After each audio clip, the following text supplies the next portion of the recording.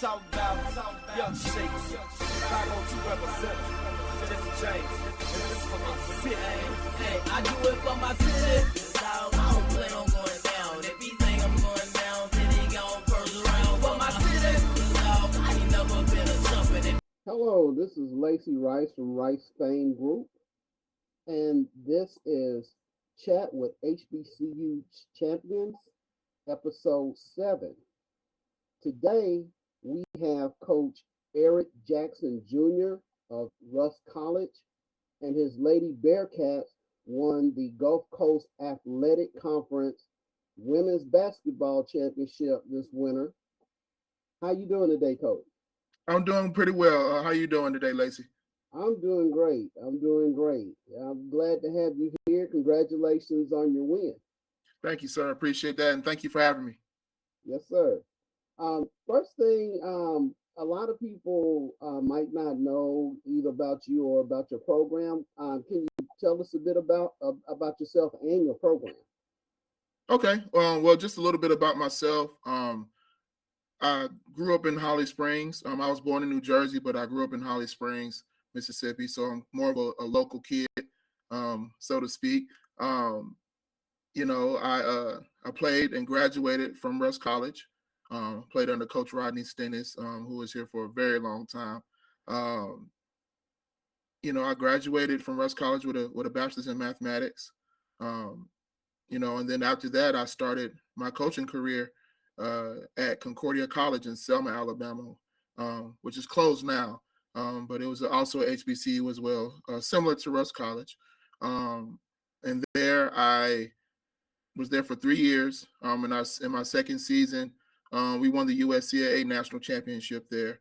And then we went back to the championship game the following year and ended up losing in the championship game. After that, I moved to Jacksonville, Florida, and coached high school for a couple of years at Westside High School, where we won the school's first ever district championship in my second season. And then all of a sudden, Rush job came open, and I was ready to come home. And my AD, Dr. Edwards, at the time was ready for me to come home. So I came home and inherited a team that was struggling. They won, I think, maybe 3 games in the last 2 years combined.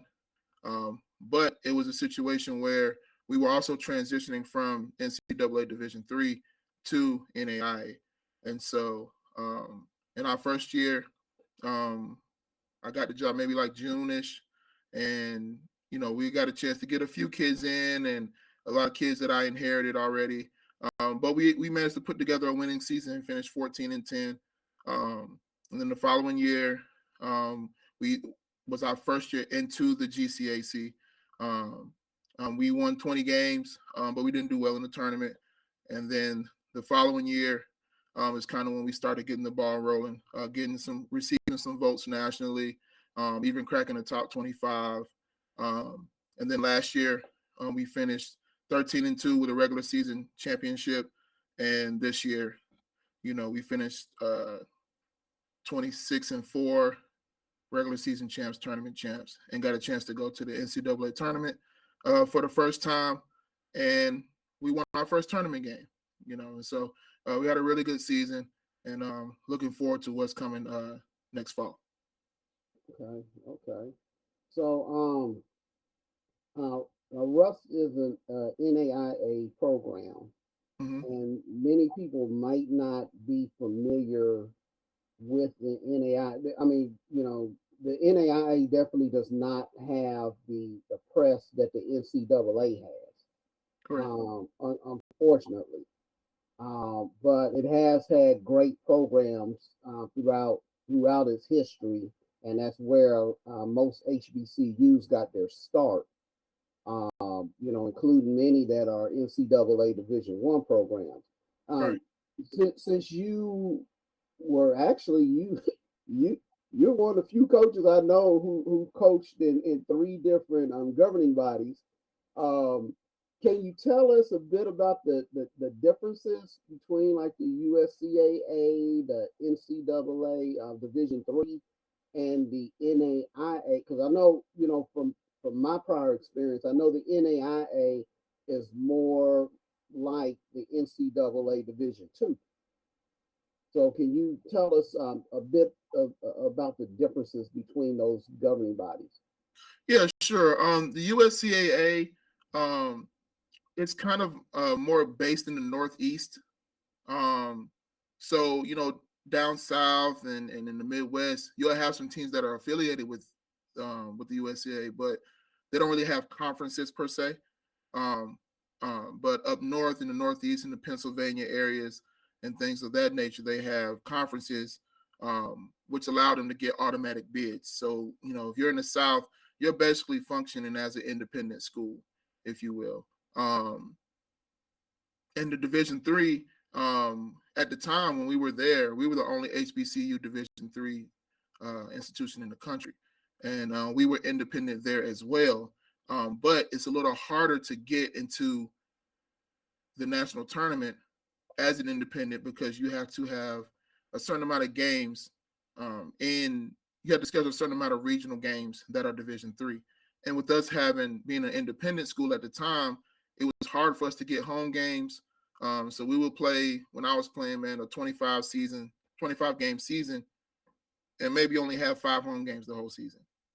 So that created a obstacle in itself, which was which was great for us to go to the NAIA in general, and then even more so go to the GCAC, where we will get a fair share of home games and broadening our palette in terms of teams we can play in the area and stuff like that. So, and then the NAIA is just what it's just like you said. It's a wide ranging of talent, where now the NAIA is now officially one division. When we first entered the NAIA, it was Division I, Division II, but they merged it together. But I've seen teams that, can rival some small Division Is, and I've seen some teams that need some help, and so it's just, depending on where you're at, it's good teams all across the country, and it's good basketball all across the country. That's the best thing I can say. Okay. So, as far as basketball, I guess a lot of people probably don't know that, well, and they probably should, that Hall of Famers such as Dennis Rodman and Scottie Pippen are NAIA products. Right. And that many HBCUs have actually thrived in the NAIA throughout its history. And the first women's champion was Kentucky State. And in that championship game, they played another HBCU, Texas Southern. Right. So HBCUs have done well throughout the history of the NAIA. As far as being an HBCU in the NAIA now,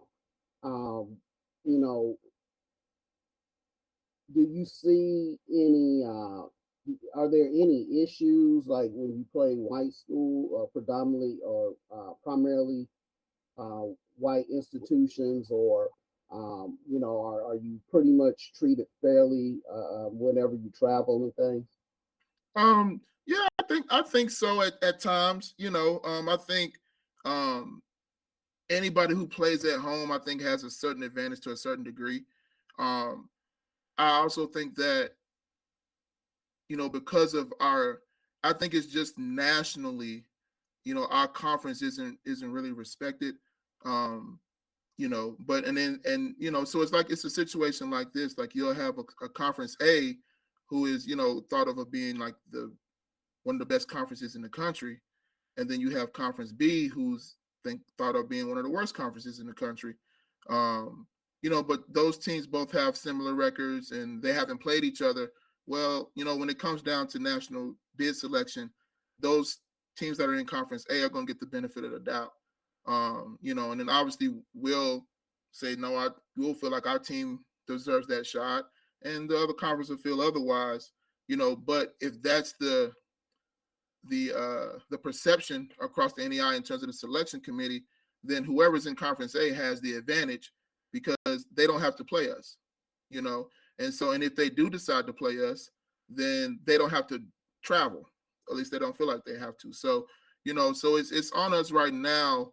I'm going to take a snippet out of Tamika Reed's interview and knock some doors down.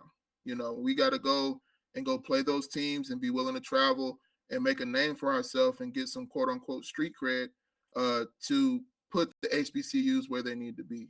Because I've played pretty much every HBCU at our level, and there are some talented programs that deserve some recognition. But we got to do what we have to do to make sure that we get that recognition, especially when we have the team and the roster to do so. Okay. So, I mean, it almost seems like it's pretty much the same for HBCUs, whether it's on the NAIA level or the NCAA level, Division I or Division II. No You question. rarely see any of our teams that have the higher rankings or the higher seeds, especially when it comes to the tournament. And it always seems like, NCAA, we always get the last seeds somehow. Mm-hmm. And I'm glad that there was some success this year and in recent years. I know on the Division II level, on the men's side anyway, on the Division II level in NCAA, I know that there have been programs that have won national championships. But once again, most of it started in the NAIA, where men and women succeeded nationally. And so, I would personally as well like to see us get back to that particular level. Right. So, can you tell us more about Russ College, about the academics there, about where it's located? Okay. Russ College is in a small town of Holly Springs, Mississippi, which is about 35 miles east of Memphis, Tennessee. So it's a small liberal arts college founded by the United Methodist Church, funded by the United Methodist Church. And, it was founded in 1866, the oldest HBCU in the state of Mississippi, and so we're a smaller school. So, sometimes we fluctuate. Pre-COVID, we was like right at 800,000 students, somewhere up in there. So we're a small institution. We don't have football, so basketball is our flagship sport. Educational wise, we have a wide ranging of majors going from biology to mass communications. And recently, we've partnered with the University of Mississippi, which is also about 30 minutes away from us, with engineering programs. We've also partnered with Incarnate Word in San Antonio with pre-law programs where they can matriculate from Russ College and go straight into those concentrations in a collaborative degree, so to speak, to kind of give our students some more options and connect them with some other institutions that can help them get in those professions that take more than just your bachelor's to do, And so, our current administration, led by Dr. Taylor, is doing a great job of that, and it's making it a little easier for us as coaches to recruit some kids that we normally wouldn't have because we didn't have their major originally, being a small school. Wow, that's great, especially those partnerships. I know they are very essential for small HBCUs, and it's great to hear that that institutions that are very well respected have agreed to those partnerships. So it does give a lot of your students the leg up, right, on a national basis. Very competitive majors. Holly Springs, if I'm not mistaken, isn't there a Hall of Famer from there? Athlete, maybe football or basketball or something. Not that I can think of. I know what it was. It was Run DMC. He's from Holly Springs? I I thought they said something in one of their songs about Holly Springs because I believe that was the first time I've ever heard of it. Okay, maybe so. We'll take it. So, but yeah, like I said, that's great that a school your size, can partner with other institutions. That says a lot as far as those institutions respecting the level of education that Russ College provides its students. Right. So I applaud Russ College for that. I applaud it for that. Thank you. About how old is Russ College? Oh, Russ College. We were founded in 1866. So it's like, at least 150 years, maybe 153 or so. Okay, all right. So it's one of the older HBCUs, and it sounds like it was founded right on the heels of slavery. Right. Okay. No Okay. doubt about it. All right. All right. So now as far as women's basketball, I know you said that it was struggling before you got there. Um, when you were in school at Russ, when you played at Russ, how was the program then at that time? Man, we had some talented groups. We had a couple of teams with some players that hovered right around 1,000-point career scores, and things of that nature. It was just unfortunate that we couldn't get a chance to play in a conference tournament or in a conference in general, to where those teams get a chance to play, a schedule that is favorable in terms of how many home games you have, and so those type of teams, even on the men's side, it was kind of the same thing. When I was playing, like, we have some 1,500-point scores, guys that were averaging, 20 points a game and things of that nature. That we always say, like, man, what if we got a chance to play in the GCAC? What if we got a chance to play in a conference and actually get a chance to compete for a conference championship for one, but then ultimately get a chance to represent the college on a national level, without having to be, get an at-large bid only, and have to be like, 27-2 to even get a look, and so, but in short, man, we've had some very talented teams that come through, for sure, so I'm just happy just to continue to build that back up. So when you were in college, were you NAIA at the time, or were you D3? No, we were Division III up until the year that I came. My first year when I came to coach. My first year was our first year in the NAIA. Oh, okay. So Russ has some. Well, it sounds like it had maybe a little bit of growing pains, but it seems like you did hit the ground running, because let me see, if I calculated right from what you were saying, I know you're the mathematician, but if I calculated right, you've actually only been in the NAIA just for a few years now. Right. We just completed our 5th season. Okay. Okay. Okay. All right. And you went to the national tournament this year. Is this your first year in a national tournament on the NAIA side, or? Well, we were supposed to go in 2020. That year we were ranked in the top 25 as well, but obviously COVID showed its nasty head, and so it shut down pretty much all the postseason for that semester. So we did receive a national tournament appearance recognition from the NAIA, but we didn't get a chance to go. Okay. Okay.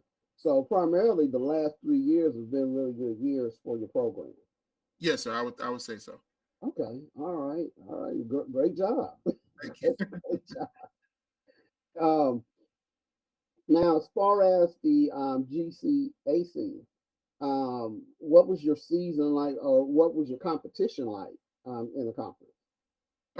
Season wise, it was really good, man. It was filled with like I know, HBCUs, I don't care what the record is, you can be undefeated and the team you're playing could be 0 and whatever, that game is going to be hard fought regardless, just because of the HBCU pride, and everybody feels like their HBCU is better than the next. And so if basketball is the thing that we're proving that in today, then we're going to put our best foot forward. And that's just how it is in the HBCU culture, so everything which is so grounded out, man. We had some games where we took control early. We've had some games where nobody got over 40 points. We had some games that were just old-fashioned shootouts, some overtime games, man. And so we had just a wide ranging of different types of styles of games that we had to win and overcome. And it was a really, really good experience for our girls, and they got a chance to pull from those games when the postseason came around, and say, hey, we've been in this situation before. We've been in this situation before. And we've succeeded in those situations, so we know we can do it again. So it gives you a certain level of confidence. So with that, we had a chance to be the number 1 defense in the country in terms of points per game. And so that was one of the things that was that we really hung our hat on this year. And even the last few years, in terms of points per game, we've always been in the top 5, but we really made a point to try to be the number 1 defense in terms of points per game this year. And in that, we also were the number 1 rebounding team in terms of rebounding margin in the country this year as well. And so that was really, really good for us. And that was kind of how our season kind of started. And these are the results, so to speak, and so we're looking forward to going forward next year. As far as the conference, man, just in general, man, it's always a hard-fought game, man. I'm telling you, from the bottom, from the team that's in last place to the team that's on your heels, it's always a fight. No game is easy, and a team, like I know, man, a team will come at home at your place and play one way, and then it's like they take some secret potion when they play at their place and they can't miss, and all those different types of things. And so it's just a fun atmosphere to be in a conference that is HBCU rich in its members. Okay. And it's funny that you even said that. I was going through some stats I think it was yesterday. Mm-hmm. And was looking at things for this one school. Had a pretty bad program. It was in HBCU football. They had a pretty bad team. In fact, that particular year, they only won 2 games. But the 2 games they won were against nationally ranked HBCUs. So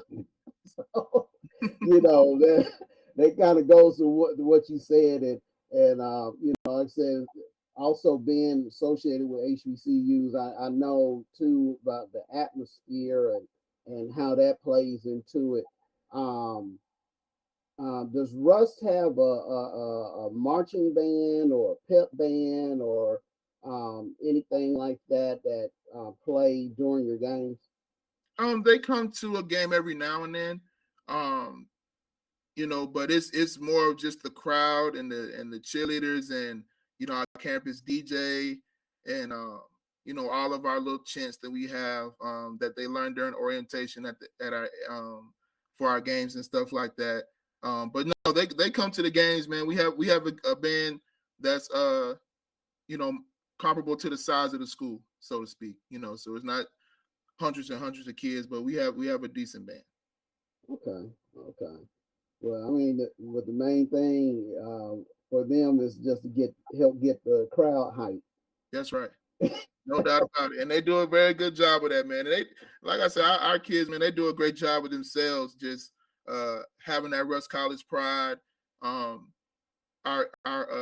first year experience team does a good job of instilling that in them in their first weeks of school and say, hey, man, you're at a great place, and here's why. And it's your responsibility to make sure to feel like that, and also just to convey that, and be proud of where you're at type of situation. So it's just a team effort in that regard. Okay. So without having ever visited Russ, I would imagine that your gym is probably commensurate to the size of the school as well. Yes, no doubt. Okay. So does your student body usually pack it out, or how's the crowd for women's basketball? Now it's really good. It's really good. All of the sports, when they're not in season, they come and support the basketball games. People from the community. I would definitely say Holly Springs is more of a basketball town than a football town. Um, and so even they come out and support, because a lot of the people from the community that live in the community are also Rush graduates as well. And so and we welcome them with open arms. And so it's a great opportunity, man. It's a great atmosphere because it's people from all over. You get your kids from uh, their parents coming from Kentucky and Texas coming to games and things like that. And then, like I said, like our homecoming is a basketball game as opposed to a football game, because we don't have football. So, just imagine the tailgating, the parades and the stroll offs and all those different types of things. If you don't on that weekend, if you don't get that hour before the girls' game, you're not gonna have anywhere to sit. And it's an amazing experience, especially for a basketball player, to see everybody in those stands, and it's standing room only, to the point where they have an overflow room in one of the classrooms in the gym. And it's just a real surreal experience, just to say, oh man, all these people first of all graduated from Russ, and then they all here to see us play. And so it kind of gives you that extra motivation to put a good product out there on the floor, for your Russ family. Okay. So that overflow room, does it have like closed circuit TV or anything? Exactly. Yep. And then we also have we have our own local television station as well. So mass communications is probably one of our most popular majors, probably right behind biology. And we have our own radio station and our own television station as well. So if you have like local cable, you'll be able to see the game at your own house. Okay. Well, let's transition to that. What are the programs that are most popular for your athletes? For the athletes, I would probably say uh, biology, mass comm, and probably business. I think those are the top three, probably in that order. Okay. Um, and I would imagine that you also place a premium on academics for your athletes. Oh, no doubt about it.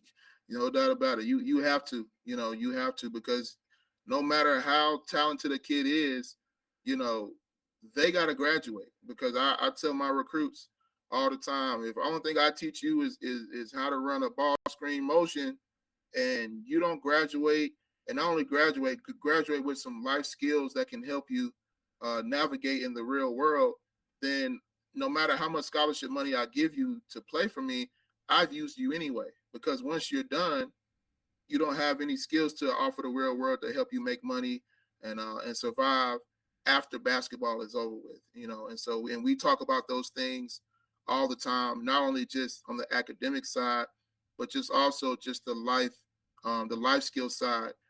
How to send an email properly. The importance of relationships and the importance of the relationships with your teachers, and how you address administration on campus, and all those different types of things, because you never know who can help you. you know. And one of the big things about going to a HBCU is simply other HBCUs respect other HBCU graduates, because you have a certain level of understanding of, a sense of family, a sense of, being there for one another that comes with being at any HBCU, and things of that nature. And so just trying to get them to understand, the wide range of things and how to make their degree work for them, is something that we really hone on just in the entire athletic department, and then really the entire school in general, because we're small enough to do that and put our hands on those kids and teach them the way. Okay. So those soft skills that are taught, I know for larger programs, a lot of that is tasked, or a lot of tasks to specific departments within the athletic department, Mm-hmm. or individuals even. Mm-hmm. So are those things that you're tasked to teach them yourself, or do you have people within the department that help them with soft skill development and other PeopleSoft type skills? Well, I think that throughout their whole process of matriculating through the school, they run into people that are already geared and willing to help in the employees at the school. And so, like we have people that are part of our event staff, people that volunteer to come to study halls and help our kids, people that volunteer to help them with, finding internships right before it's time for them to graduate, and then just like everywhere else, we have a career pathways department that helps them find jobs after they graduate. So just like any other school, everybody loves to be a part of athletics because it's fun, it's exciting, and being at a small school, we have a lot of students. It's a large percentage of students that are a part of some type of extracurricular activity. So, our employees here, we love our students so much, we love the institution so much that we want to see them grow. And so we're willing to come early and stay late and take on a task and take on a role that may not be a part of our job description, but that also shows our students, the value of work ethic, and hopefully when they in their position, they can pull somebody else up and mentor them as well, and so that's something that is obvious around the entire campus. And that athletic department specifically is super grateful and a huge beneficiary of that for sure. Okay. So it definitely seemed like Russ is a great place to attend, especially for those who. Okay. No question. Well, hopefully, this interview will touch some folk who have never heard of Rust or are not as familiar with Rust, and will help them make a decision and place Rust on their list of schools to attend. As far as extracurricular activities, what type of student life activities are there on campus? Well, we just finished probably about a month ago. One of our most exciting weeks is what we call Spring Fest. And so that's when student support services and the first year experience crew and they get together with student leaders and they put together this week full of activities filled with bonfires, movies on the lawn on this huge jumbo projection screen. They had a foam party this year, I believe, bumper cars, a carnival with food trucks come on campus, all these different things. I think they had a 3-on-3 tournament in the gym, all these things that everybody can enjoy, not just athletes, not just Greeks, you know what I'm saying? And so that helps them, that helps keep the regular kids that are just there to get their biology degree, that gives them something to do as well. And we look forward to that, as on top of, just we had the coming out shows for our Greek letter organizations in the spring as well. And so that was something that was really exciting to see. And that's something that everybody kind of looks forward to in the spring with our, our homecoming festivities being in the fall. So, it kind of gives you two things to look forward to. Okay. So since let's transition to the fall. Since you don't have homecoming, I believe you mentioned parades and different things like that. What are some of the other activities? And do you? I believe there are a few HBCUs which do not have football programs that partner with maybe some other HBCUs that do in order to have a homecoming. Yeah, so my new athletic director, Jarvis Stephen, he has started this classic. Instead of us, normally when I was playing, and when he was playing as well, it was just one game on that second Saturday in November. And it used to be, in the past, it used to be Lemoyne-Owen College in Memphis, Tennessee, which is our rivalry in general, period. And so, now the schedules kind of conflict with us being in the NAIA, and so it's kind of hard for us to play on homecoming. But he set up this classic to where instead of it just being one game, it's 4 teams, men and women, over the course of a weekend. And we try to get all 4 of the schools to be HBCUs, and they come out and they play, and it's just a great experience. On top of we'll have like your traditional concert. Somebody will come in. I think this past season we had a couple of comedians come in and do a show. And then all the other Greek letter organizations put together events that week, on top of coordination and all those different types of things, to make that week what it's supposed to be. And so it's just a great time to be at Russ College, man. And for little old Holly Springs, any other week, it looks pretty much like a ghost town unless it's like MLK weekend or something like that. It's just really slow and kind of chill. But that weekend, it looks just like any other HBCU. You got to park 2 miles down the road to find a parking spot, all those different types of things. You might well put your walking shoes on and get to walking and get your steps in for the day, because it's just people everywhere, and it's just all about love. You smell barbecue in the air, just like any other place, But it's just a great atmosphere and a great place to be. Okay. So I might have to come down there sometime. I have some friends who are Russ alums, so I might have to take a trip down there with them sometime once this pandemic subsides. Right. I've never experienced a basketball tailgate. So, oh man. Oh man, you got hey, that's more reason for you to come on down, man. They park in there the day before, and they bring their campers and all the different types of things, man. And just about anybody can come up and get a plate at any tent. It's just that HBCU love, and it's a great atmosphere for sure. So yeah, you need to come on down.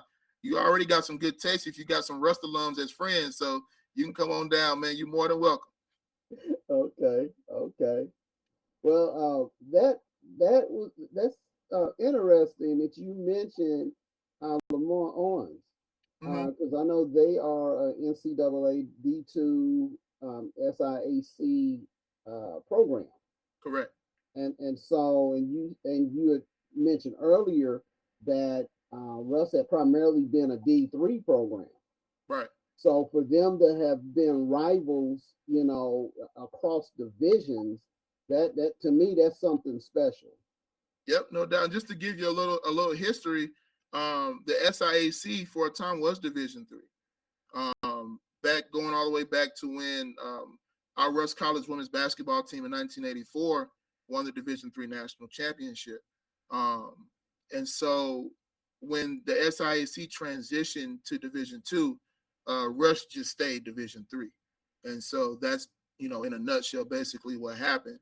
And so the rivalry, I'm saying that to say the rivalry was always there because we were conference foes, so to speak, and being, 30 minutes down the road. So it just made sense. And it's a huge revenue tool for both sports and both institutions, for us to play each other and things like that. Right, because I believe Lemoyne-Owens does not have a football program either. No, they don't. Okay. Mm-hmm. Okay. So very similar makeup as far as athletics. Right. Okay. So now that makes a lot more sense now.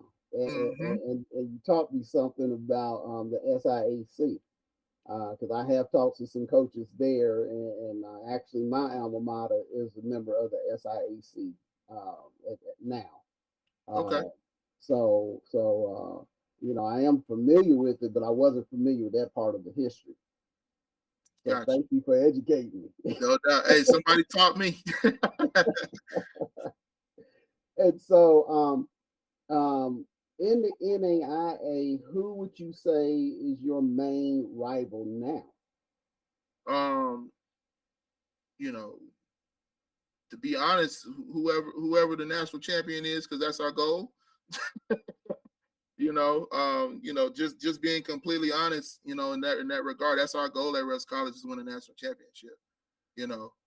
So in our conference, as of late, it's been Philander Smith out of Little Rock, Arkansas, and that's one of those teams I was kind of alluding to, that's been really talented over the last 2 or 3 years for sure, that I think deserves some national recognition, that kind of get pushed to the wayside and things like that. But shout out to Coach Greenwood over there for Philander. He's doing a great job.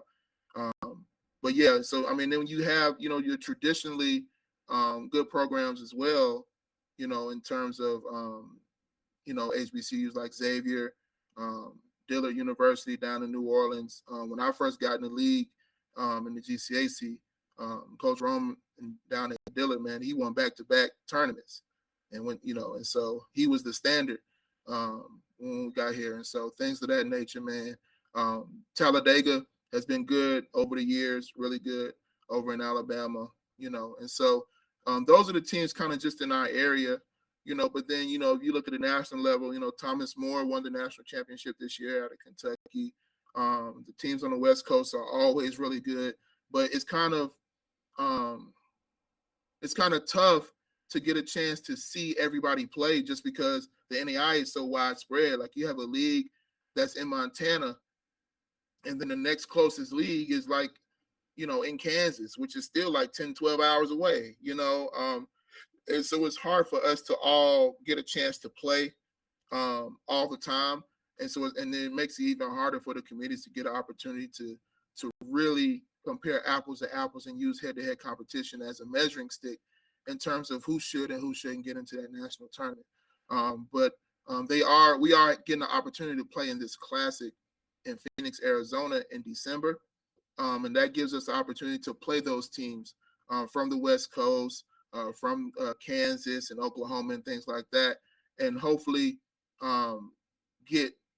give them a measuring stick to where, like, if we play and do well against one of those teams out in those areas, and then we come back here and let's say, we split with Philander. Let's say that happens, right? Where they say, okay, well, if Russ beat this team that they normally wouldn't play and Philander normally wouldn't play, but then they also competed with Philander, then that means Philander's pretty good by logic, and so that's what we're trying to do, is just get our name out there and play as many teams as we can that we normally wouldn't, to get the conference's name out there, and more specifically Rust College's name out there. Okay. So, now I know there's been a lot of transition within the GCAC. Mm-hmm. A lot of programs have left. I know a few have gone to the Red River Athletic Conference. No one is going. Will actually, ironically, be in the SIAC. But I also was told that there are a few programs that are coming into the GCAC. That's right. So, okay. Do you know who those programs are? And if so, can you tell us a bit about those programs and what they might add to the conference? Sure. We have, first of all, Wiley College out of Texas. Wiley College is a HBCU kind of with the similar makeup as us in terms of athletics, and not having football. They went to Red River, and so they're coming over. So that should Wiley has a very decorated history of being good, specifically in the women's basketball department. I know a couple of the coaches that have left Wiley to take some Division I jobs because they did so well at Wiley, and then I believe they just hired a coach who played in the WNBA for a while, so that should be exciting, just to get that celebrity splash into the GCAC. We have Southern New Orleans, also known as SUNO, coming back into the GCAC. They were in the GCAC when I first came into the league, and they kind of took a sabbatical in terms of athletics for a while, but now they're ready to get back into the fold. And so we're definitely happy to have them back. And then lastly, we have Oakwood University in Huntsville, Alabama, who for Rusk College has been, a team that we've played pretty consistently over the years, even from back when we were Division III. And so they're going to add just another level of spice to the league, so to speak. Just because one thing that's unique about them is they're a 7-day event in school, and so and one of the things about their campus, man, I think they got one of the best student engagement cultures at any HBCU, man. It is ridiculous. When you go in their gym, their entire school is there for a regular game. And if they say it's going to be a blackout or all white or whatever they're going to have going on, the entire student body is going to participate.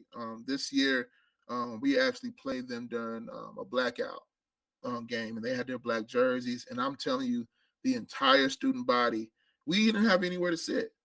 After our game and we were watching the guys play, we had to literally have security carve out a place for our young ladies to sit and watch our guys play because it was so packed in there.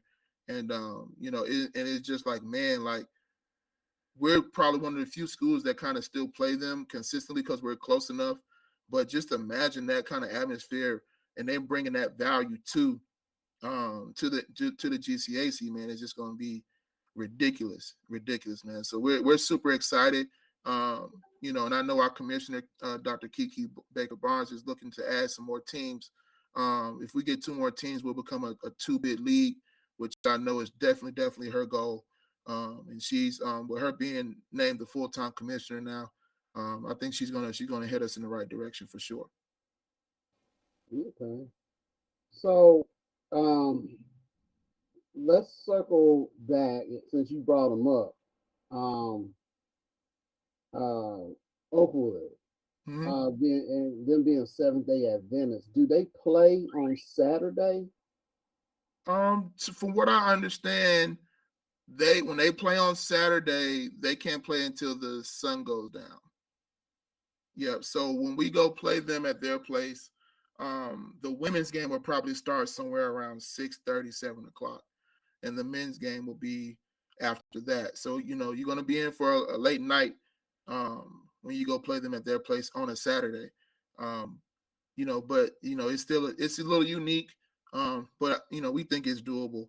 It just kind of depends on, your logistics and how you plan to travel to them. Okay. So what time do your games usually start there, your home games at Rusk? If it's during the week, it's 5:30 and 7:30, and then on the weekends we try to do 2 and 4, just so everybody can enjoy their evenings on the weekends. Okay. Well, let's transition over to the most important part of your program. Okay. Your athletes. Okay. Can you tell us a bit about your athletes, who your main players are, and even some of your main subs during the game? Yeah, sure, no doubt. Our team this year, even for the last 3 years, to be honest, was led by Shay Johnson, our point guard, who this year was second team All-American, which is the highest honor that anybody has received since we've been in the NAIA, which is super for her, man. She's just been our leader, the coach on the floor, point guard, a leading scorer, lead assist person, all that different types of things, and so she made our engine go. She was also defensive, all defensive team, all those different types of things. So she did all the big stuff and the little stuff for us, whatever was needed, and even if that means sacrificing and getting somebody else the ball and all those different types of things. So it's super, we're going to miss her. She was a senior this year. And so, but that gives somebody else an opportunity to step up, Also, we had senior-wise, we had Jasmine Coleman, who came to us from Arizona. Shay Johnson is a local kid as well. She's about from 10 minutes up the road from us. So Jasmine's from Arizona, and she's been here for about the same amount of time, 3 years. She's the reigning defensive player of the year. Just like your traditional 3-and-D that they say in the NBA, that's Jasmine in a nutshell. She's gonna guard your best player, but then on the offensive end, she's that floor spacer for us. She's the person that if somebody else gets a tech, she's the one shooting the free throws for us and all that different kind of thing. We also have that graduated Jade Lewis, who's a transfer from us from East Carolina University. Just 6'1" wing, can do it all. She took a couple of years off, so it took a while for her to get her feet. But in the second half of the season, she was probably leading us in scoring the second half of the season, averaging probably about 14, 15 points a game. And she really stepped up in the postseason for us in the tournament and in the national tournament as well. Returning wise, we have Katie Blackman. She's our anchor down low. She's been with me for 4 years. And because of COVID, she gets to come back for her 5th year. She's already logged over 1,000 rebounds for her career. And she is very, very close to 1,000 points. She's probably going to get that within the first game, and so she's probably going to finish her career the leading rebounder in Russ College history. She's just been our anchor for us. She's been starting for us since a freshman. Decorated athlete. She's 2-time All-American, honorable mention, 3-time All-Conference player, freshman of the year as a freshman. She's just super. And then we have some kids that just came here over the last couple of years. Our defensive crew, so to speak. You have your Zoe Alexander from Orlando, Florida, who came to us this year, started for us. Just a Swiss Army knife, can play literally 1 through 4, about 5'9". We have, Faith Cattouse, who's probably one of our best, if not the best, on-ball defender we have. 5'9" as well, from Houston.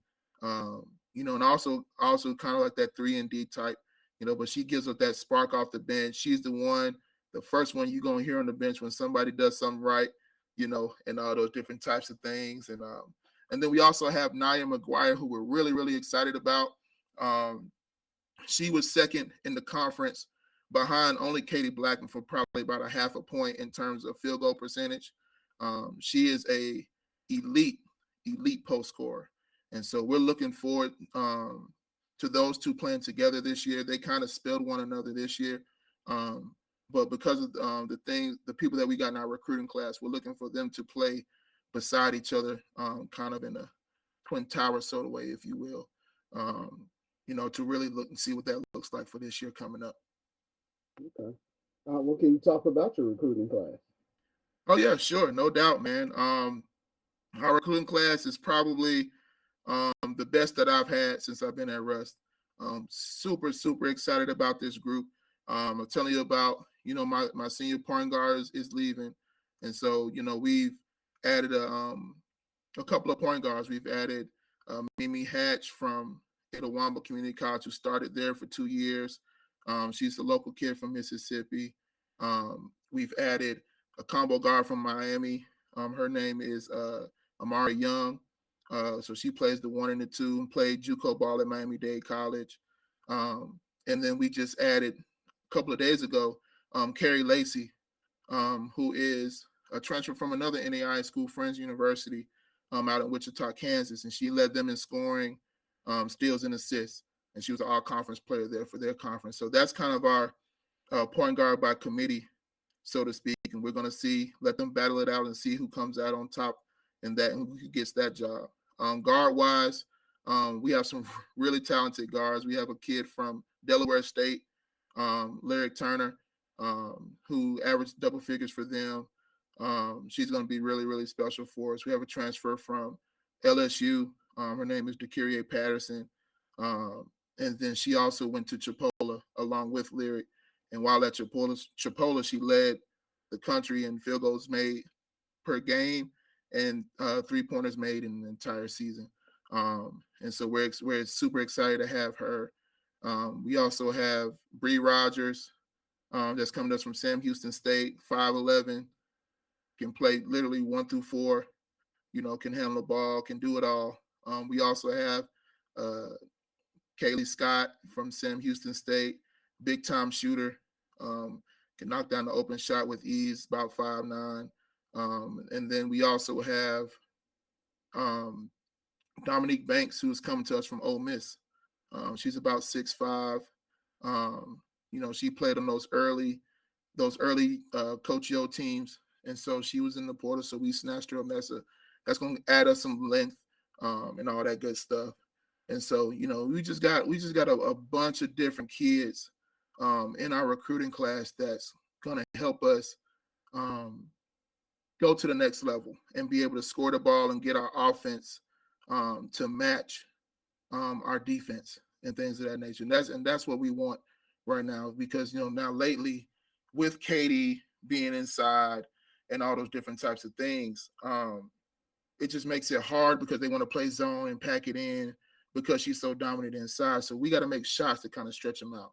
And so that was our goal this year, to make sure that we do those things and recruit those type of players that can do that, but also stay true to who we are and have some willing defenders on our team as well. And I think we did a really, really good job of that this year. Okay.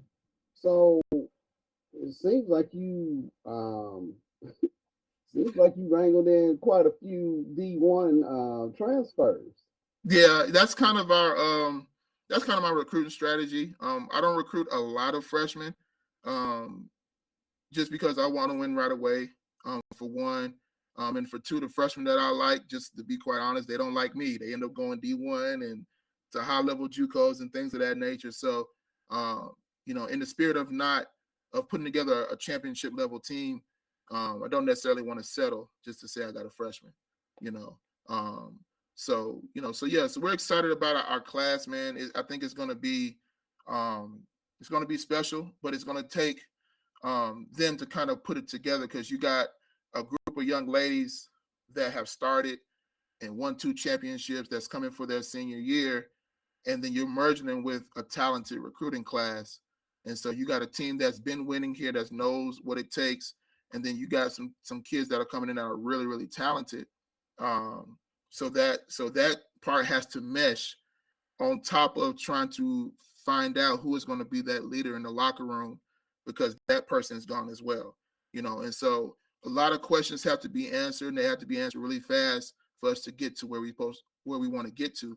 But if those questions do get answered and we get on the right foot and everybody gets on the same page, then on paper, man, we look really, really promising. I'm excited to coach this group.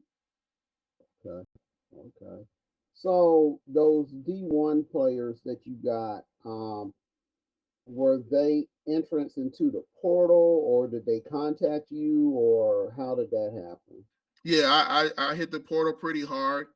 And just try to find those people who fallen by the wayside just because of the COVID and the COVID one-time transfer rule for Division I players. A lot of those kids get left by the wayside, and I just try to make sure that, hey, I'm interested, and I'm gonna show you I'm interested in that type of situation. And and believe it or not, sometimes I've learned over the years that your best recruiter is a happy player. So you get a kid that you like, and they want to be a part of your program, they'll call you and say, hey, coach, my friend wants to come too.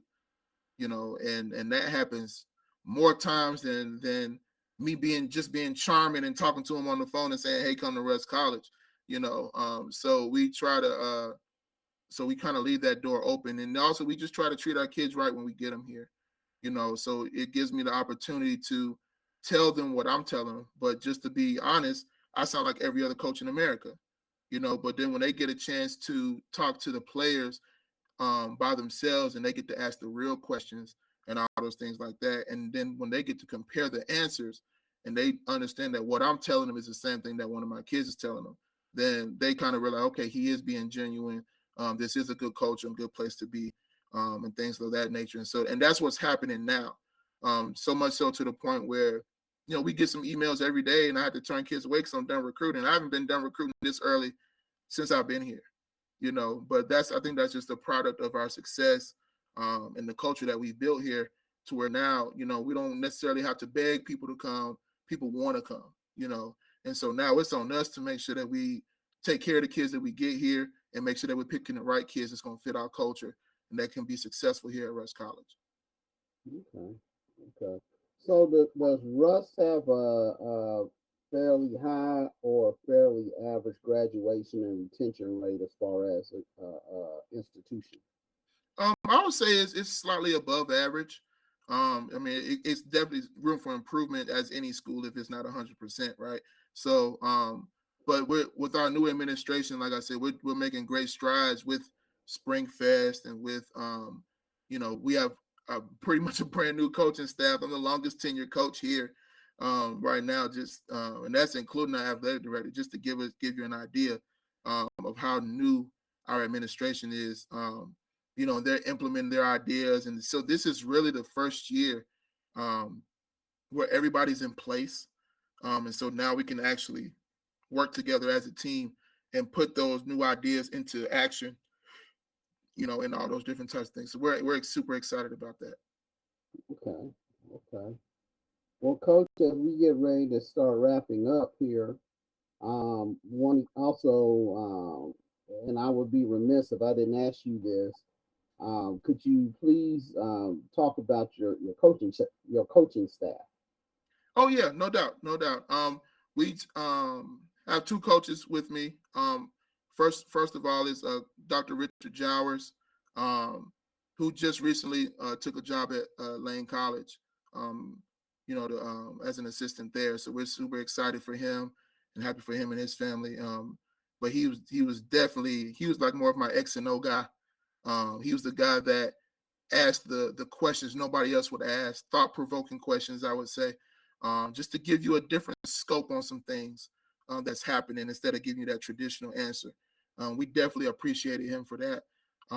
And then also we have Coach Artu Green, who's also our men and women's tennis coach.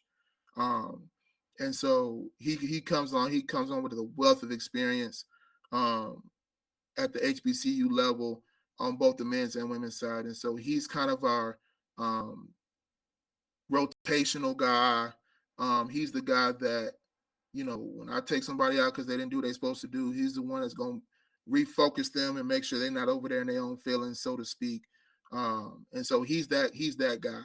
But both of them, we could not be where we are without both of them, man. So I definitely appreciate them for all the work that they put in, even though most of the time they don't get the recognition for it, on the front end. So shout out to my assistant coaches for sure.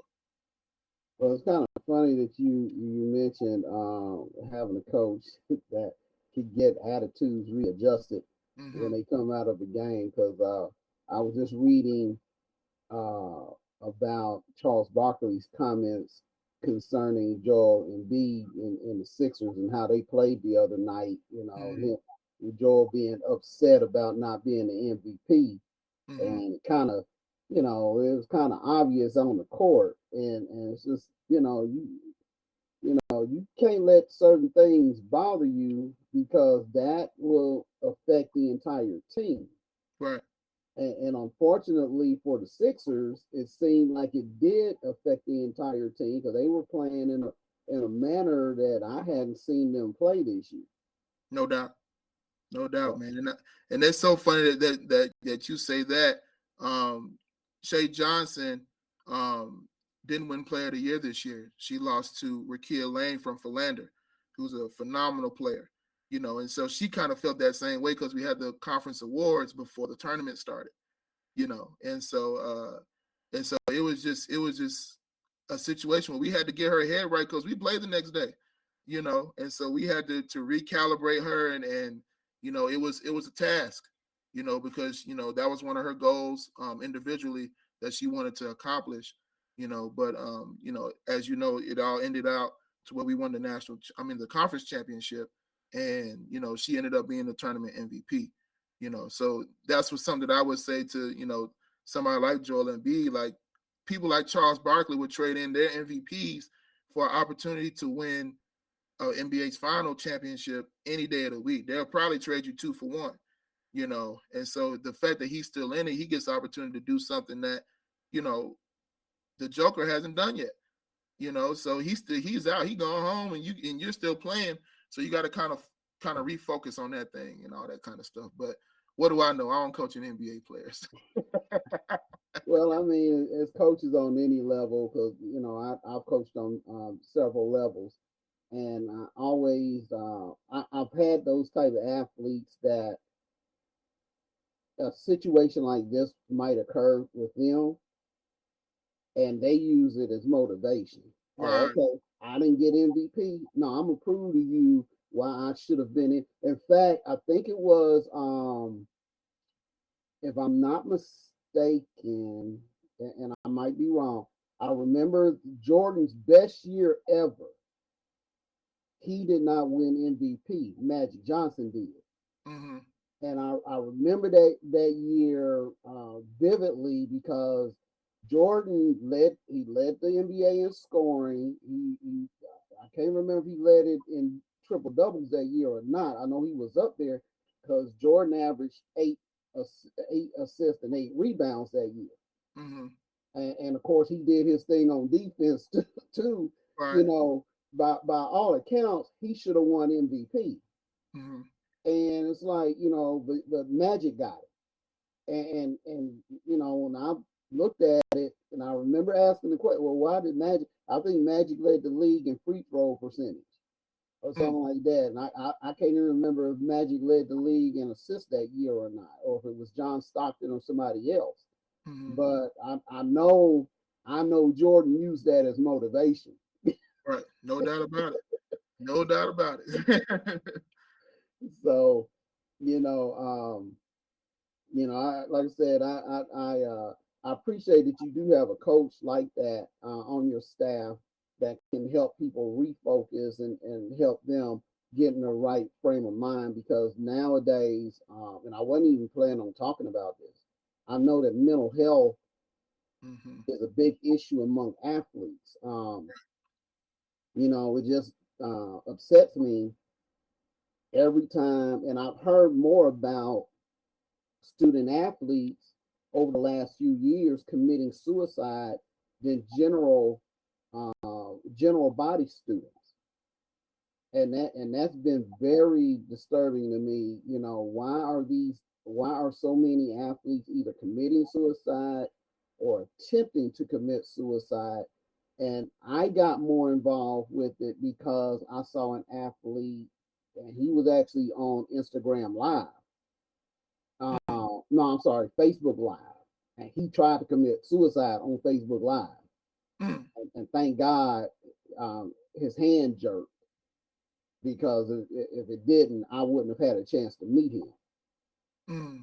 And but talking to him, that's when I found out, you know, at this particular program, a lot of his peers had attempted suicide. I know that actually one of his peers had succeeded the year before. And like I said, when I started digging into it, I found out a lot of students there, and they were all student athletes, had tried to commit suicide. So I know that's a different mentality than what I'm used to. Even during the time that I coached, I never had to deal with that problem. My student athletes usually had other issues that they might be, you know, thinking about. But you know, I never had any of them contemplating a final resolution to whatever problem that they had. At least they didn't let it be known to anybody, and we didn't have any issues with, you know, them having to go to the hospital or anything else like that. So can you tell me a bit about that, how you're dealing with student athletes today and mental health issues?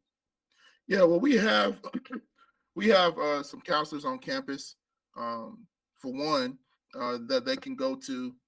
I try my best to have an open door policy, and try to continue the relationship that I built with them through the recruitment process when they get here. But the sad reality is, you'll probably get about, if you get half of them to come talk to the head coach about their problems, you're lucky. Just because they don't want to come to you and seem broken. So now when they miss a layup, you're gonna think it's because of what they told you, and so now you might not play them, and they're like a rotational player. You might think, oh, they're not ready to go. No, coach, I just missed the layup. And so, but when we're in the heat of the game, we're not thinking about that. We're thinking that, oh no, something going on with you, and that's why you missed the layup. That's why you missed an assignment. And things like that. So I try to give them other avenues to go talk to that are available. One of which is my wife. She's actually a certified therapist in clinical mental health and things of that nature. And so she's a big part of like the behind the scenes, quote unquote, success of our program. Because she's also, I didn't mention that both of my assistant coaches are males as well.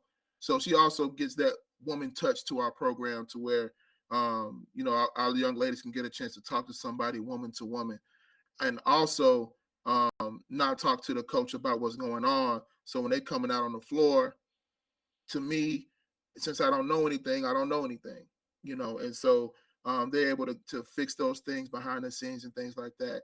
And, so that's something that I definitely appreciate.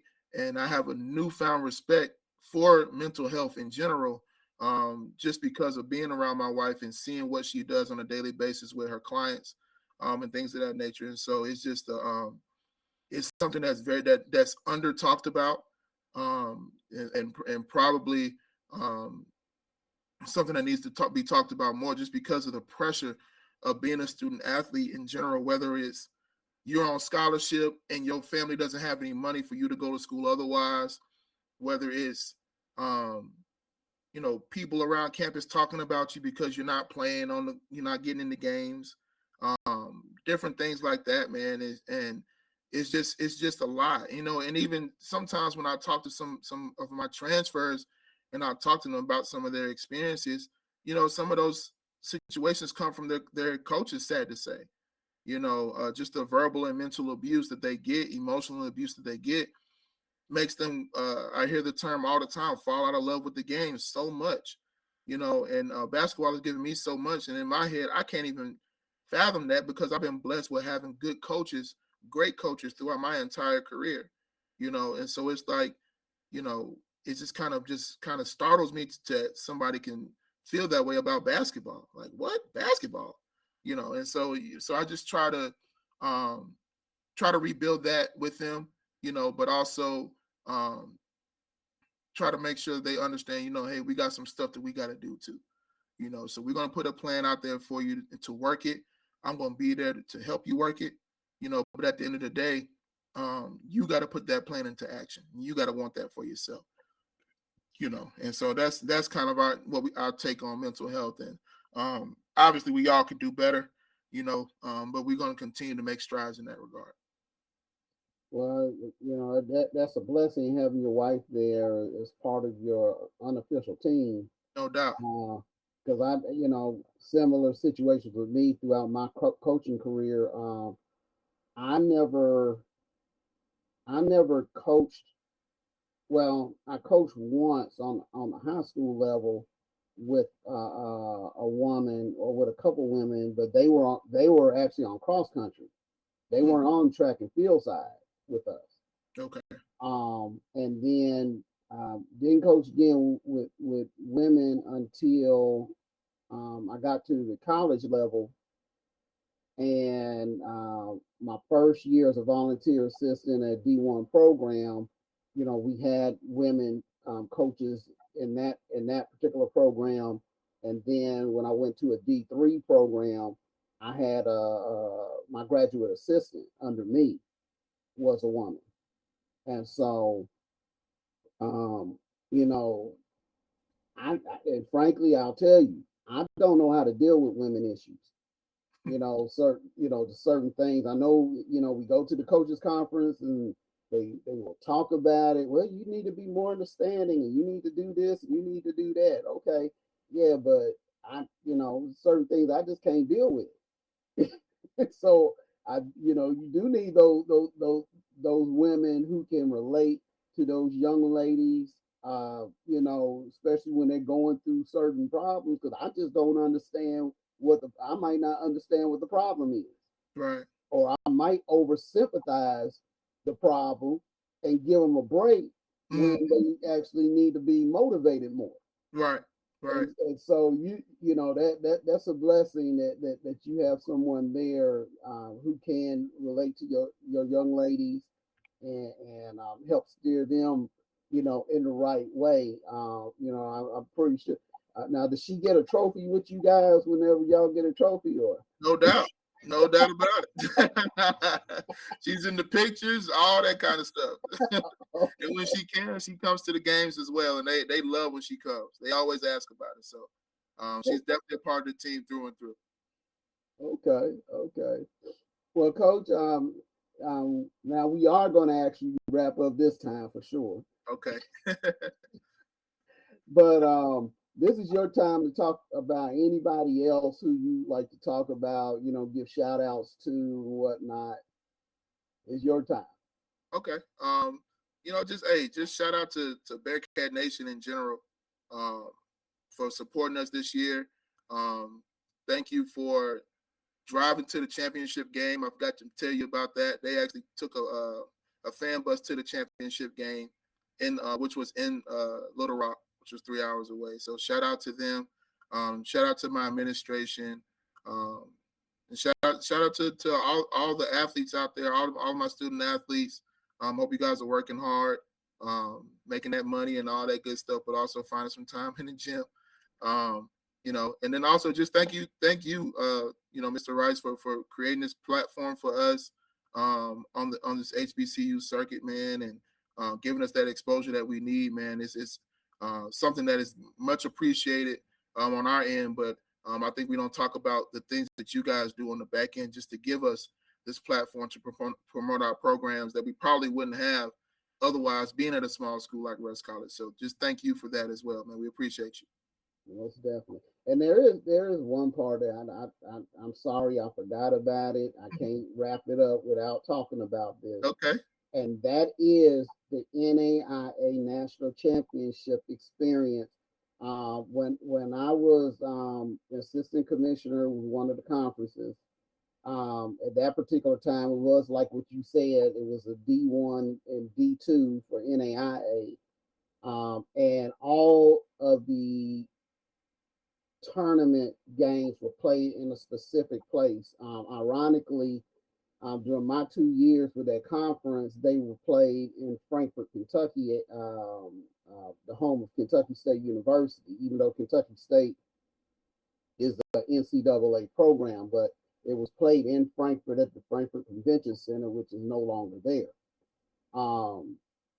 But it's my understanding now that before all the programs come to one location, I guess it's probably the final 16 or whatnot, that now you have to play at various locations around the country.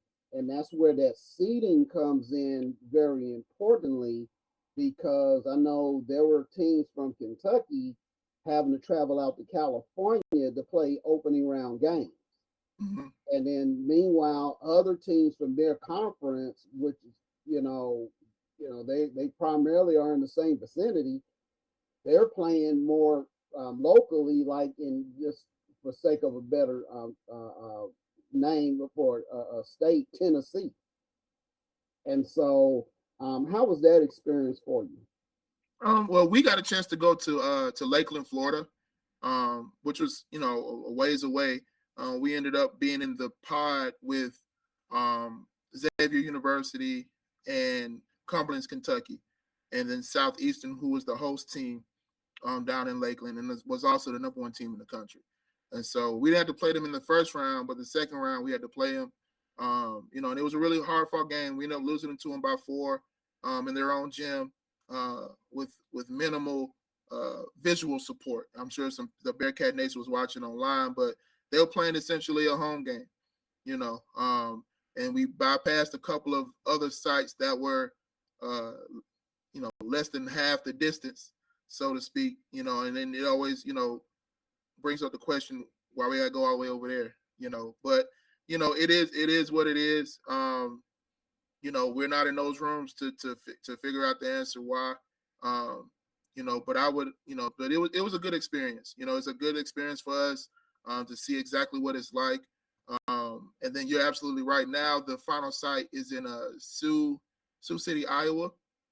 So the final 16 gets a chance to go there and be all in that one site. But so I don't really have anything to compare it to per se, because this was our first time.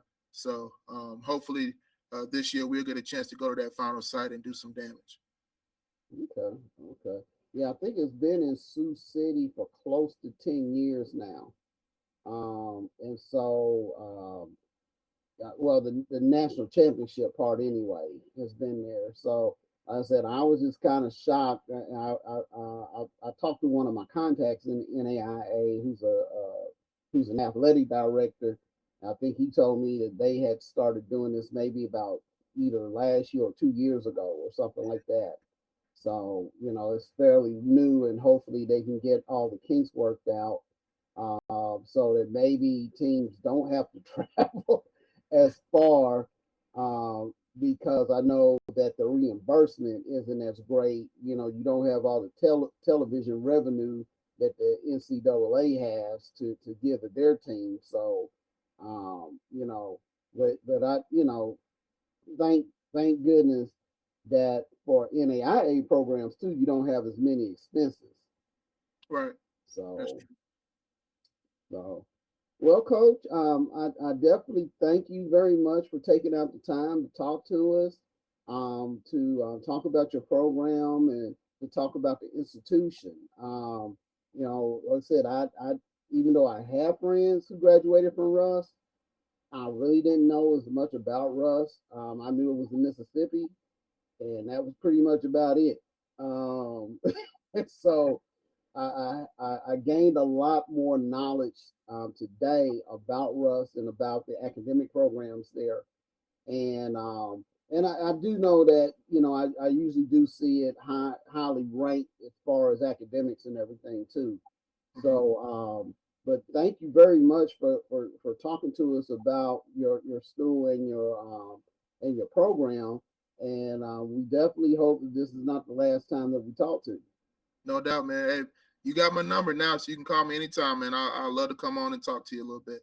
Okay. All right. Well, we definitely appreciate that, Coach. And with that being said, congratulations once again to Russ College for winning the Gulf Coast Athletic Conference Championship for the NAIA and for participating in the NAIA Women's Basketball National Championship. That's right. Thank you so much, Mr. Rice. I appreciate you, and you have a good one. All right. You too. Thank you. All right. Bye-bye. Bye. Yeah. Now I'm talking about young shakes. 502 representative. Just James. And this is for my city. Hey, I do it for my city.